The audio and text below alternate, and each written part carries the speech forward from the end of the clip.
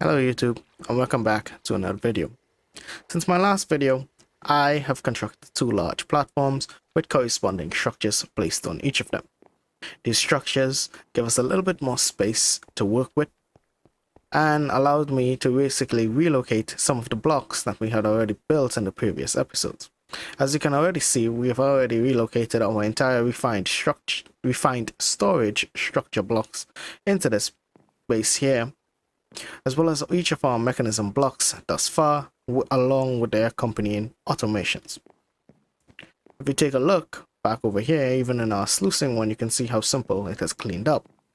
This entire side has been completely emptied because our refined storage system is sitting over there, and our sluicing thing is no longer here, but it's actually right here down below. I simplified this entire contraption basically just by removing the item pipes. They are still present in these last two simply because I wanted it to finish in the same spot, but one of you guys suggested that these item pipes were in fact unnecessary in the previous setup that I did. You suggested that I can pull the items out of drawers or chests or whatever it may be, and the auto hammer can simply just pull those items out. So that's what I decided to employ and help to clean up this entire setup. This is as clean as I think I can get this setup. We have, especially for dust. These last two over here, the only reason why we have item pipes connecting them to these storage drawers is simply because I wanted each of these to be finished in the same spot, and it would have looked a little bit odd, having the gravel all the way in the back over there, and the sand finishing, probably like here. And over here, I also have our crushed netherrack constantly being generated and sluiced. Okay. There's one thing that I'll also like to go through before I get into today's episode. Before we get any further carried away with today's episode, I want to go over this setup right here. This is our fully automated infusing factories. So we have 4 basic infusing factories and 1 compressing factories. This was obtained by applying a basic tier upgrade to a metallurgic infuser as well as a osmium compressor for this one over here. As you can see, we have the crafter firing up into the bottom of the basic infusing factory, and if you take a look to the back over here, you'll see an importer that's going to be responsible for pulling the items out of the infusing factory and sending it into our refined storage system. However, this leaves one major flaw. How do we get these enriched carbon, enriched redstone, enriched diamond, enriched obsidian, or even the osmium ingots into these machines? The easiest way that I've found, and the simplest way to be fair, is by using an XNet system. To do that, we're going to need to craft ourselves a single XNet controller, an interface, as well as we're going to need to craft XNet connectors, for each of our infusing factory blocks, our interface, and one for our XNet controller itself. We'll also need to provide it with power of some sort. In my case, I have a quantum entangler porter set right next to it, giving power directly to the XNet controller. You need to provide the controller directly with power, else it won't be able to do any of the functions that we're going to set up just now. This connector over here also doubles. As you can see, this is 1 connector, not 2, just simply 1. And it is capable of drawing power out of our quantum entangler porter. In my case, I just simply plopped a basic universal cable and it just simply connected to it. Now that we have the wiring for our XNet controller done, and you can see our crafters are all connected to each other, as well as our importers on top, and they are all connected back into our refined storage system so it's fully functioning, we need to go inside each of these infusing factories and do some simple configurations. Firstly, we want, as we say, to have our output to the top, and we want to have auto eject on. we want to have our input to the bottom. It doesn't matter with these, but our main input will come from the bottom. And lastly, we want our extra slot, which is what has our enriched carbon or any enriched infusion material, coming in from the back or the yellow spot. That's where that's going to be coming from. That has to come from the back. So you set that to yellow. And that's basically the essence of configuring each of these machines here.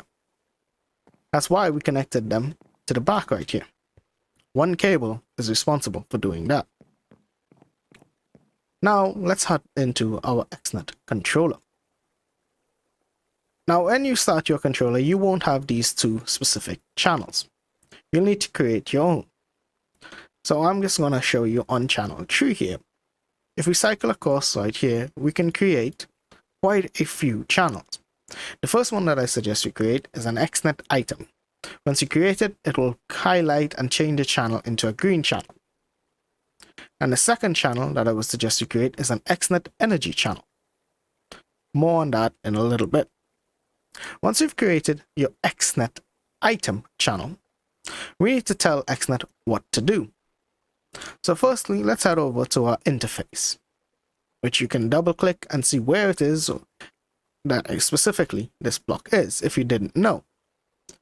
But we're going to tell it that we want to extract the item from the interface, and we're going to tell the system what it is in specific that we're looking for. So we're going to tell it that we want to extract enriched carbon, enriched redstone, enriched diamond, enriched obsidian, and osmium.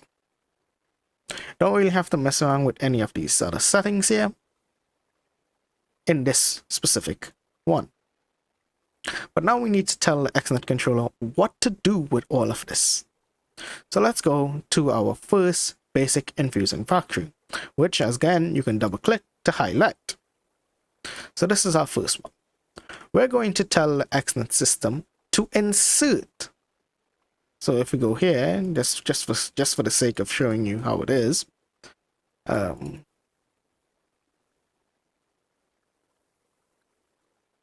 going to create the channel here and insert items from our interface into the basic infusing factory.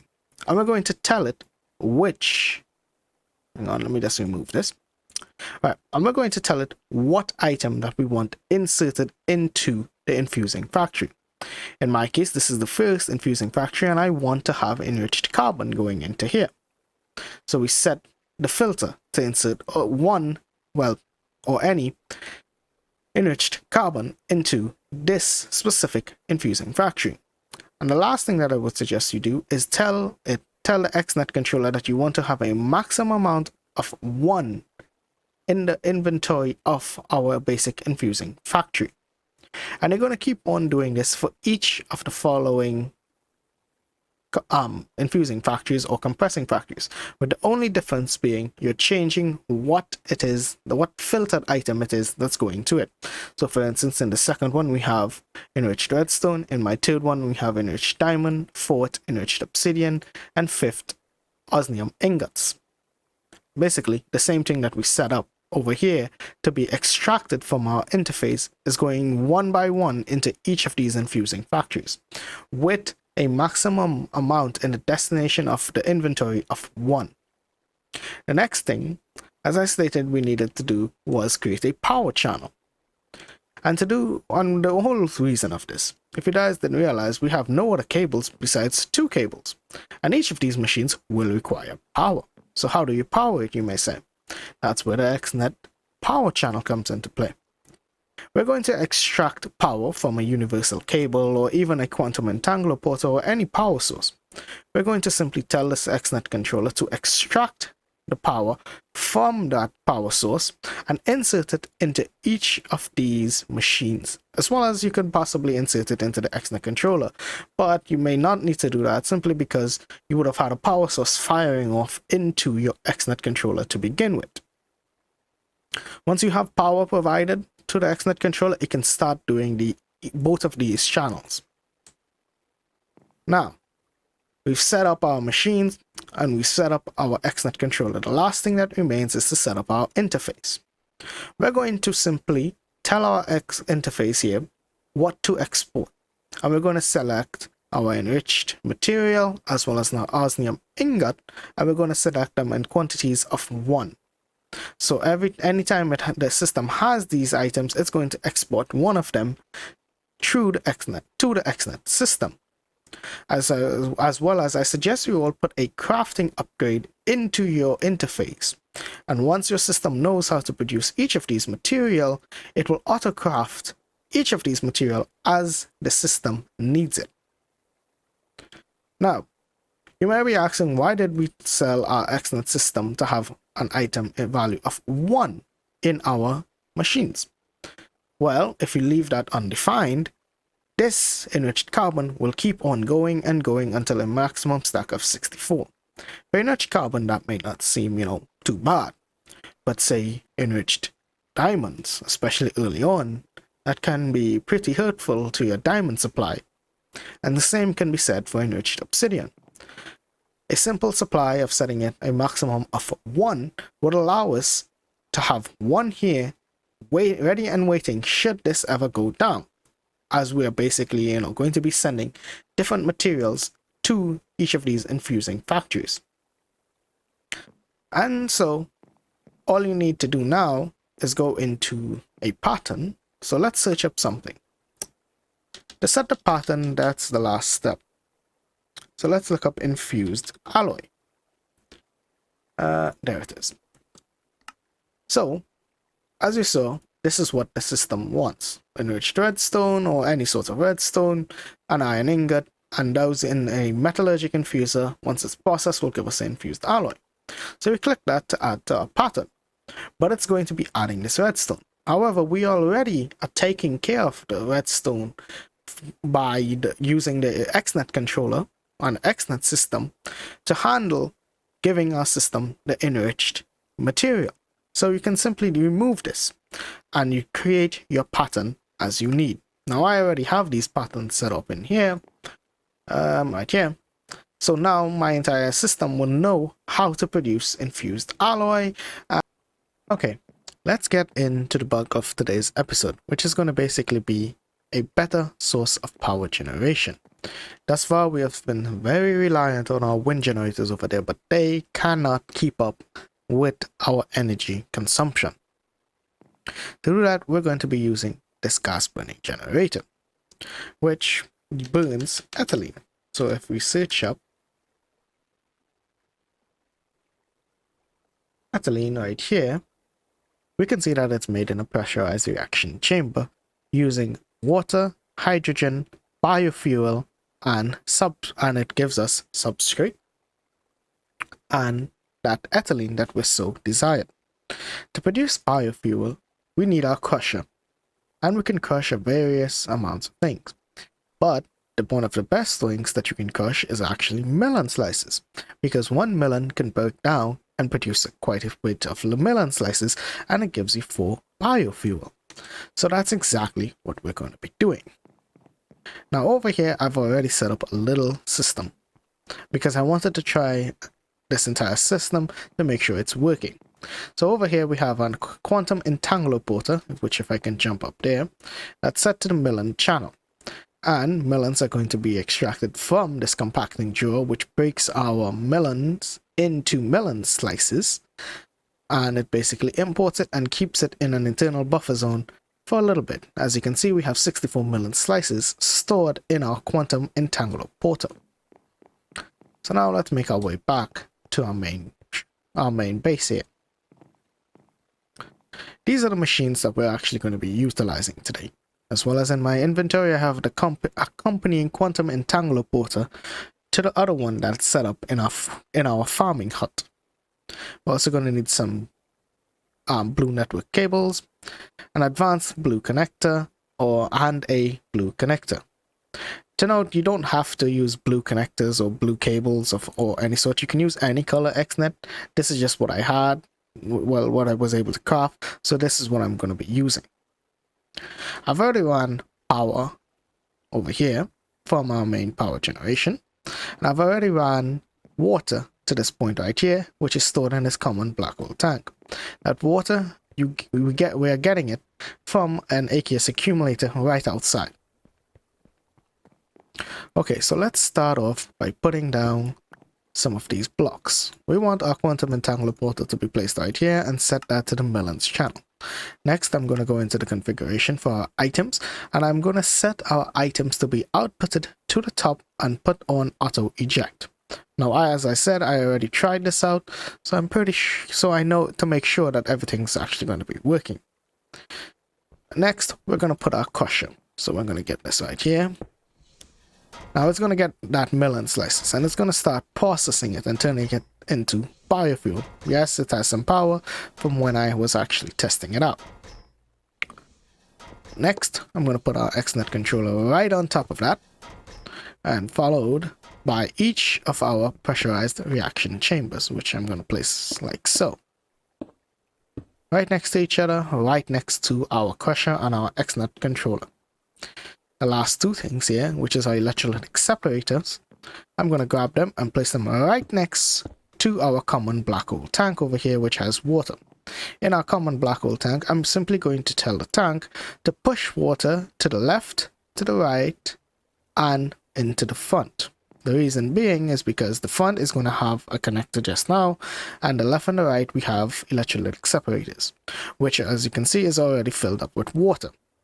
In each of these electrolytic separators, I'm going to tell it that I want our fluids to basically be inputted all sides around, so this way, regardless if it's getting water from our common black hole tank, it's going to get water into the entire system, regardless of the side or anything that's basically piping into it.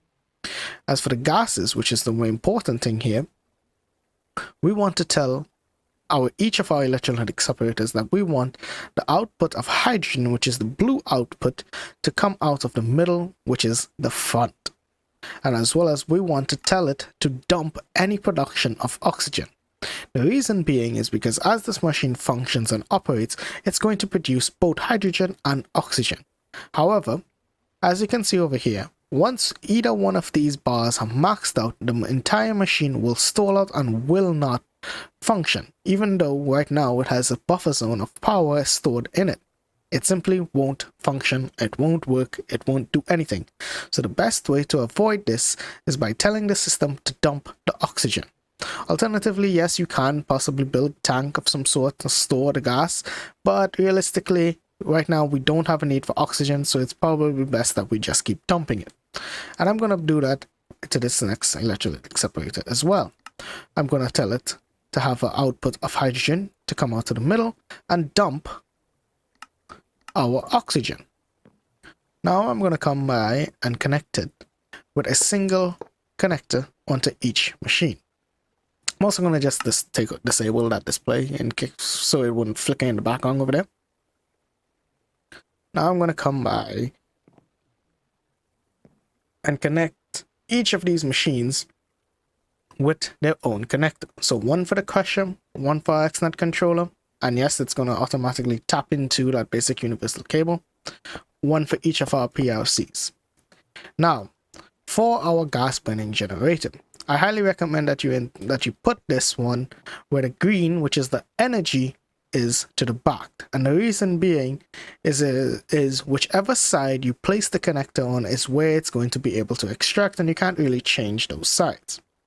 And it's also best that you put an advanced blue connector, which you can either craft or you can create the upgrade kit and upgrade a singular connector to an advanced connector. And we're going to place that right there. So each of these machines are connected on this side. Now we just need to come over here. Let me just hop on this.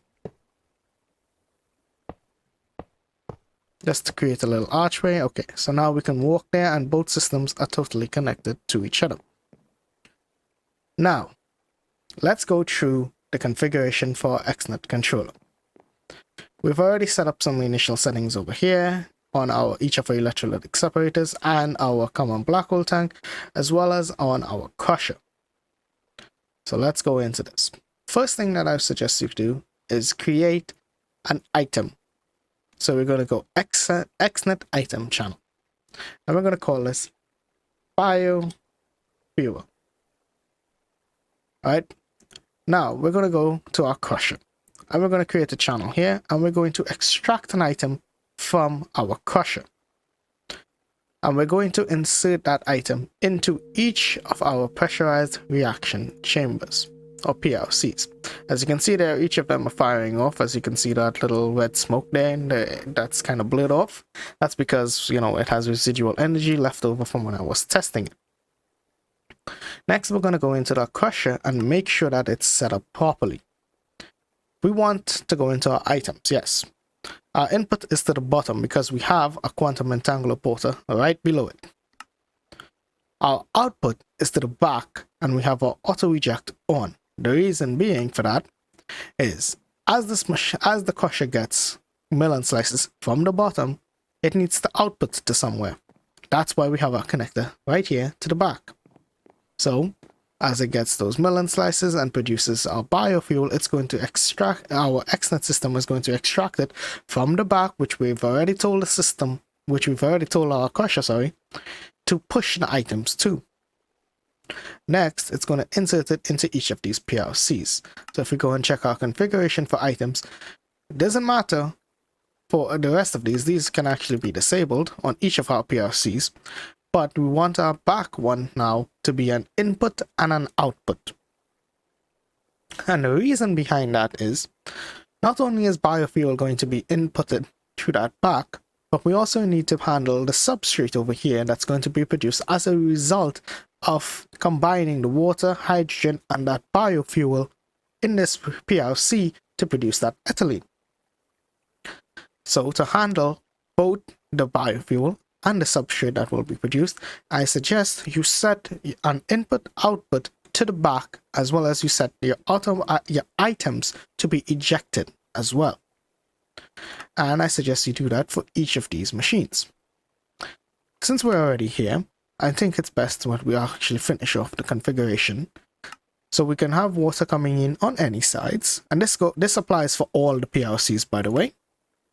And lastly, we want to have our gases. What gases, you may say? We have hydrogen that's coming in, but as you remember, we're also going to be producing ethylene.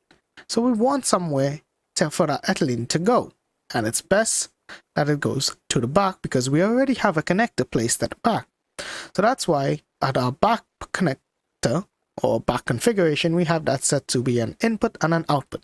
The input will of course be hydrogen and the output will be the ethylene. The rest of these don't matter and you can actually disable them. And I suggest you put your auto eject for gases on. Now that's one PLC. And you can go through and do that to each of these PLCs, or as many PLCs as you are setting up. You can also quickly craft yourself a configuration card, which if we search up right here, this little guy, which doesn't take that much. So let's actually craft this. So I'll show you how it's used.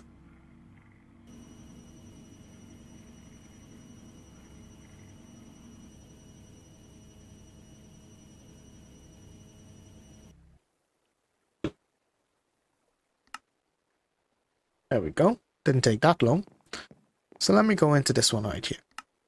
As you see, items are set properly. Fluids doesn't really matter, but you can disable all but the back one if you wish. And we're going to disable our gases and have our input and output only here. Ejectors on. And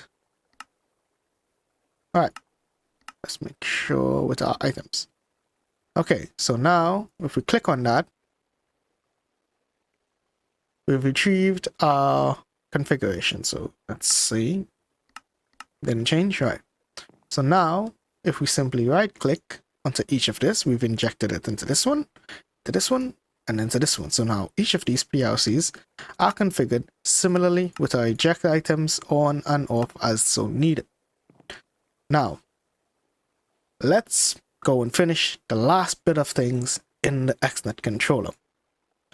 So now that we have our biofuel produced and going into each of our PLCs, we need to give each of our PLCs 1, water, and 2, hydrogen. So let's do the hydrogen first. Mechanism gas.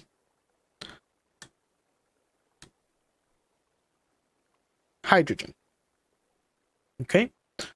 Now we're going to go to our electrolytic separator, create, and we're going to extract it. You can hit Ctrl-C and Ctrl-V to basically copy and paste a specific item channel or channel in each of these columns.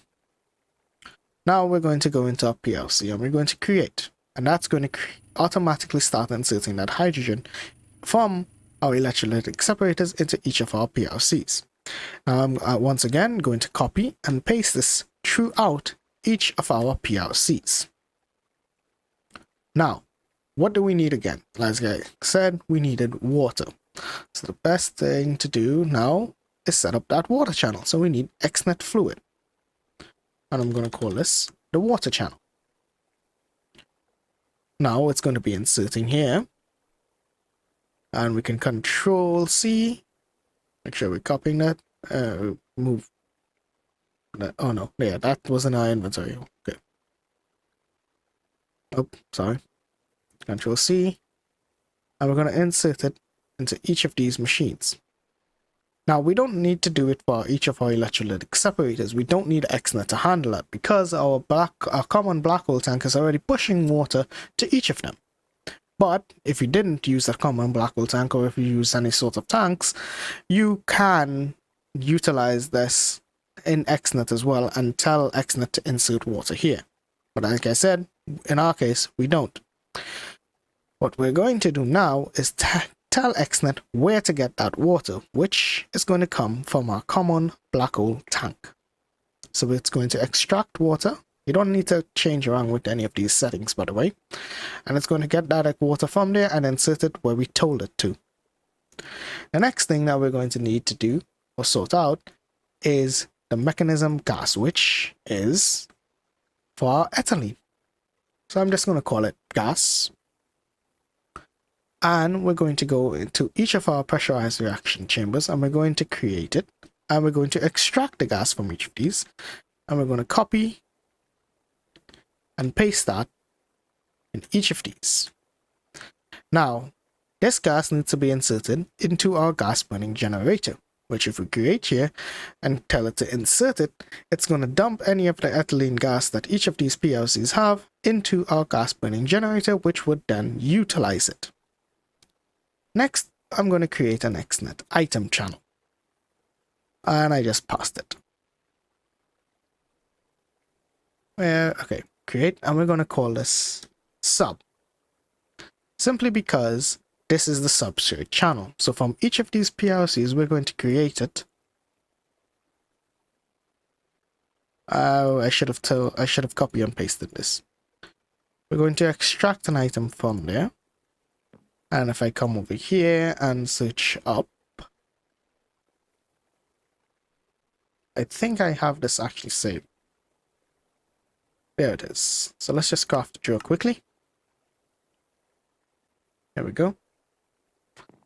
I can put this drawer. Oh. Let's just put this drawer here for now. Is there a connector there? No. Actually, yeah. I don't want to break that line in the event that it resets everything, because it more than likely would. I'm just going to put you here for now, but I eventually may move it. I'm going to put that there. So we're going to go back, and we're going to tell XNet to insert whatever item it is into that drawer. Now I'm going to use channel 8 to create an energy channel. You don't have to use a channel 8. That's up to you. So we're going to create here, and we're going to basically extract, because we're going to need some power for this initial running. And we're going to create here. So now this is getting set up, and we're going to Control-C and Control-V this entire thing throughout.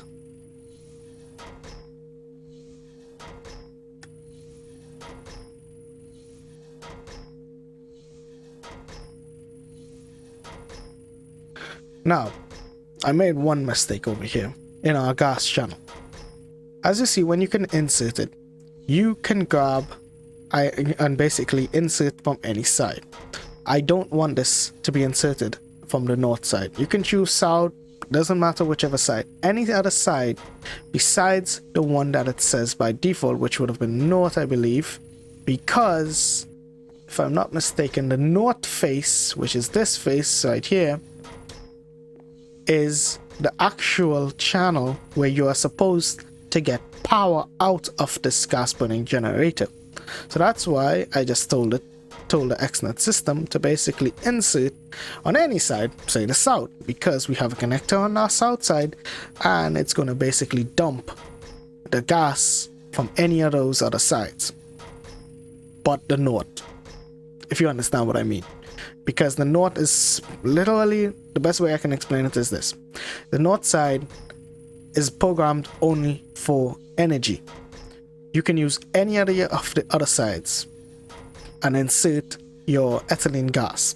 If you do not change that, your gas will back up into each of these pressurized reaction chambers and will not go into your gas burning generator. That's why you must, I repeat, you must change this to any other side beside the green side that you've placed the connector on. By default, it will always be, well, I believe it should always be the side that you've connected the connector to directly, which for us was the north side. Now it's being inserted on the south side. And the reason why we upgraded it to an advanced connector is because, hello, we only have one connector on this, but we're able to insert right around the entire block. So that's why you upgrade this one and this one alone to an advanced connector. And as you can see, our system is actually functioning, by the way. Our substrate is actually being dumped off into this chest and everything's functioning. This entire system, if I come here and I remove, if I delete that and basically tell it to extract energy from there, our gas burning generator is going to fully turn on. And this entire block machine assembly over here is basically being powered by this little guy. So that's how we're going to be dealing with power generation for this entire base, at least for now.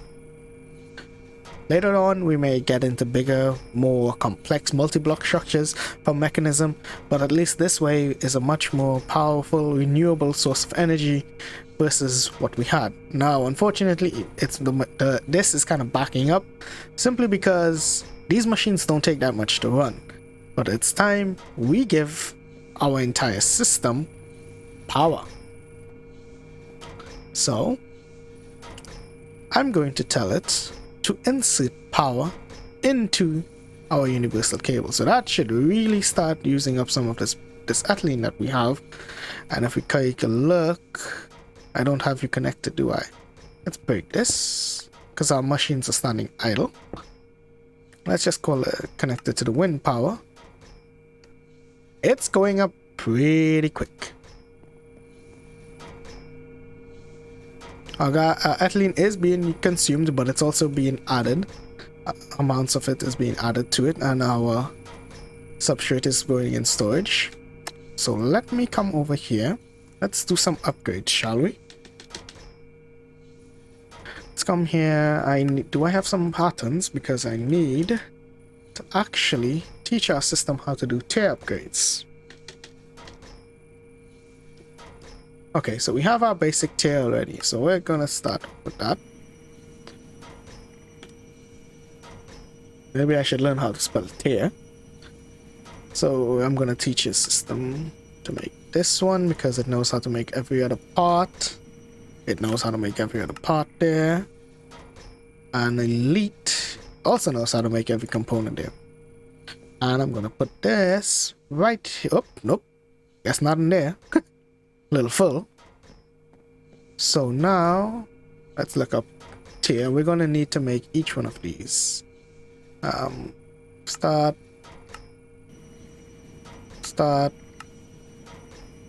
We ought to make made a basics. Let's do the advanced. Let's give this a basic tier. Allow it to auto sort. Yeah, well, I may not actually need it, but I'd rather have, you know, enough capacity to keep on producing this. I can also do speed, can't I? Speed, let's do, well, 8. Let's take a look at our crafting monitor. Yep, we have quite a fair bit of stuff going on. Yeah. Our system's actually consuming a lot of energy right now, because if we go and take a look over here, well, this is still going up. That just shows you how powerful this gas burning generator is, because previously when all of those machines were firing off, these things were completely drained. Let's actually go and see if it's still drained. Somewhat. Yeah, it is still basically drained. Are you drained? Yeah, you're drained. Okay, I guess it will take some time for that to back up. What about... No, I don't think I have you connected. I think you're connected. Yeah, you're not connected, so it doesn't make sense. But nevertheless, we have a power generation. And I'm just going to let those things craft out and basically insert it when it's done. So I'll be back when each of these things are finished crafting back. Gimme, gimme, gimme. And where's our speed upgrades? Give me all of those. Let's get this. And give you all 8.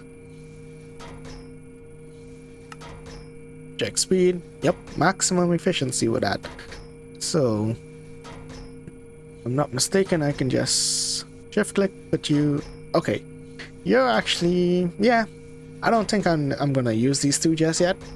But eventually, as we expand, I'm definitely gonna need some more of them. So I'm just gonna put them away for now. You don't need to be around. You... Okay, so now that our inventory is back cleaned... oh, you're getting there. Let me quickly craft an upgrade for this as well. A storage upgrade, that is. Yeah, let's do a gold here.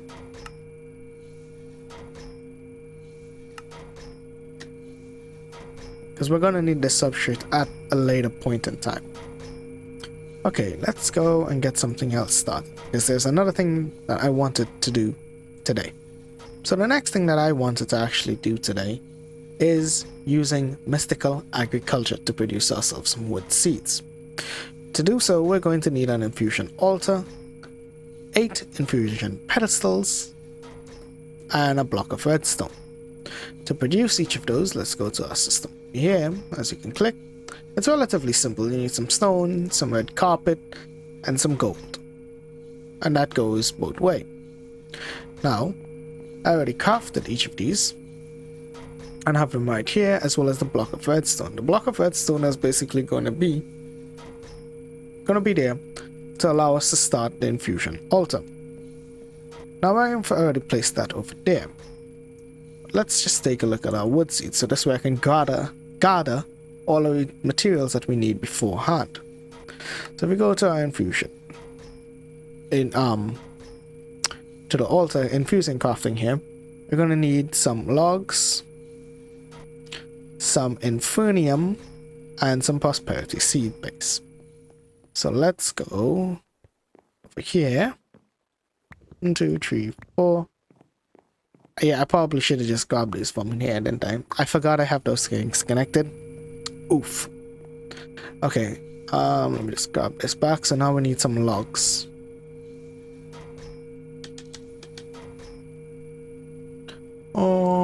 I searched the wrong place. Let's just grab this oak log.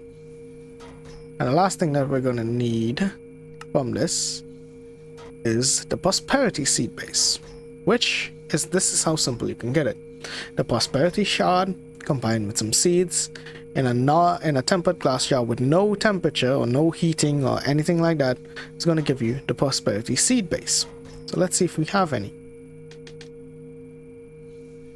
Okay, no, we have the prosperity shard, so we're just going to grab that.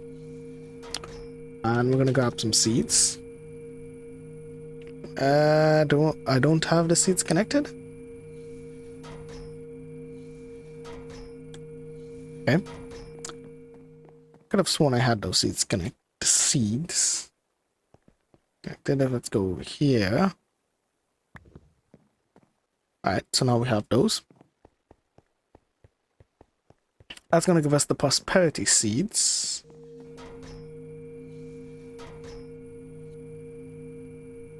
The next thing that we're gonna need is some infinium, which isn't that bad, which is gonna need a whole infinium essence and that. Okay, so we'll craft that when we get back. So let's go make the prosperity seeds. Simply hopping down here and putting the seeds and the shards in there. And let's look up the go. Yeah, we have enough, so I'm just gonna make this 16.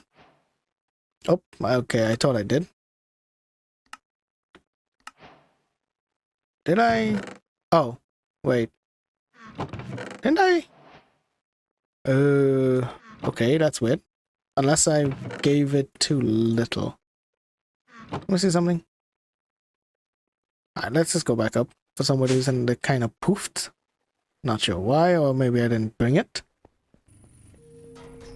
Move that for now. Come back here. Gimme, gimme.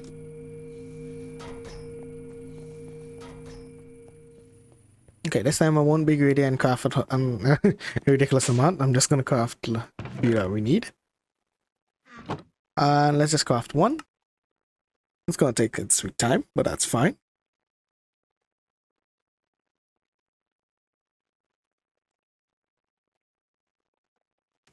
And let's check in there.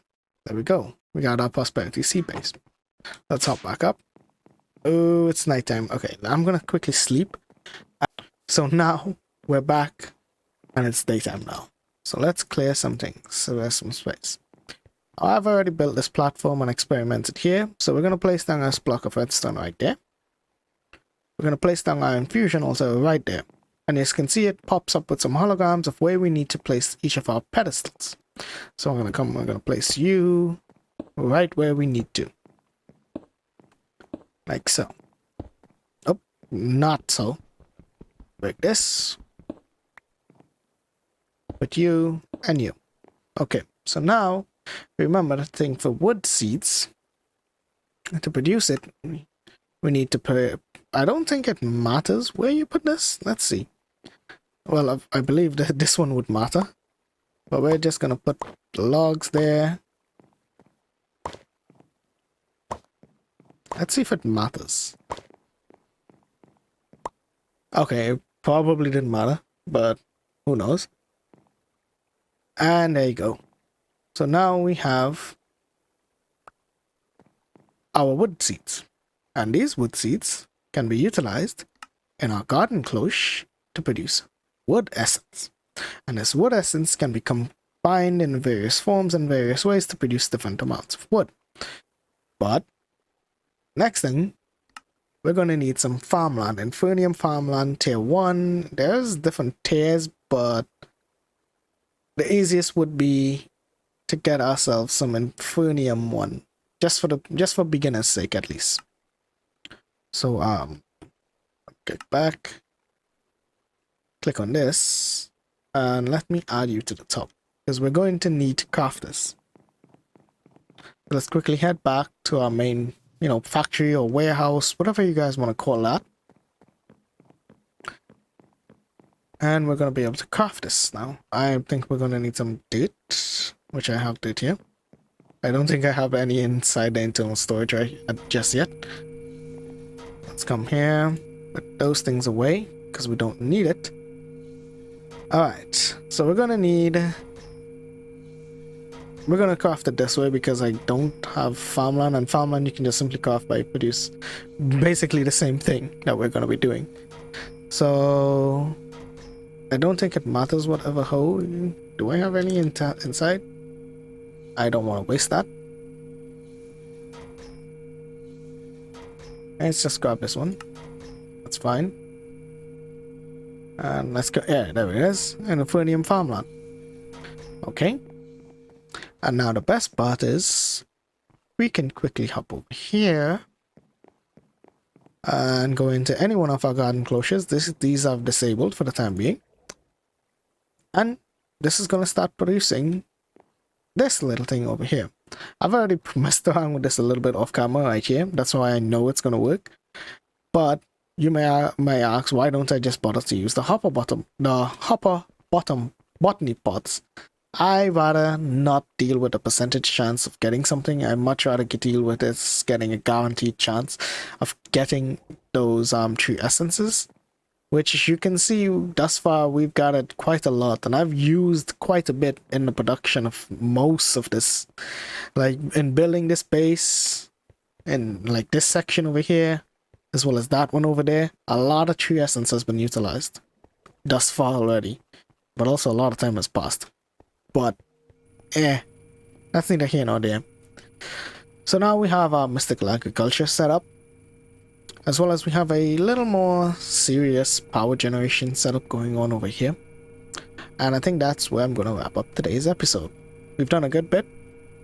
And in the next episode, I'm not quite sure what I'm going to get into yet. Maybe I may do some things with what's this thing called? Industrial foregoing, I believe. Yeah, industrial foregoing, because we kind of need to get ourselves some mob stuff, and I know how to do that with this specific mod here, the mob slaughter factory. Yeah, that's something that we're gonna need to make, but to do those things we're gonna need some plastic, which you get from latex. So yeah, some of these things we can craft, but some we cannot. So in the next episode, I'm more than likely going to be seeing about industrial foregoing and setting up a latex production. And if enough time permits, we're probably going to do a mob farm in that building over there. So thank you all for watching and take care. Bye now.